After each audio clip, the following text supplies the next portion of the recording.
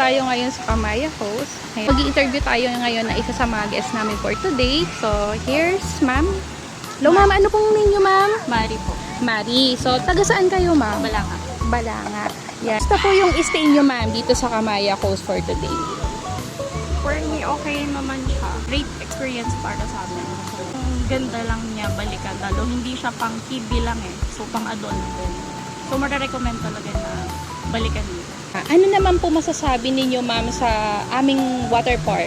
Hindi siya boring kasi unlike sa iba na parang sasabi mo lang lalo. Ito kasi is, ang ganda niya, nakikipagsabayan ng Kamaya sa ibang resort, like sa ibang big time. So, ang Kamaya is one of the best para sa Bataan. Lahat ng aming amenities, ano po yung pinaka na-enjoy ninyo?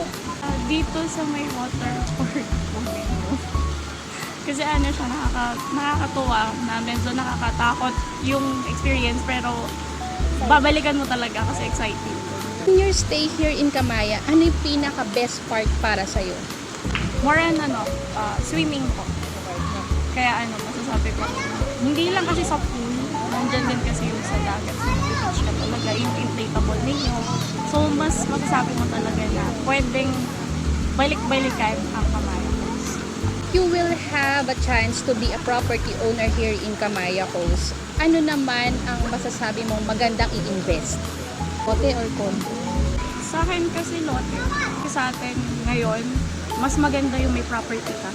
Yung property kasi, tumataas din kasi yung value niya every year. So eto, once na nag-invest ka kasi dito, advantage mo na yun as a owner. Para sa'yo, babalikan mo ba ang Kamaya Coast? 1000% yes. So, thank you for that, ma'am. Have a good day. Thank you po.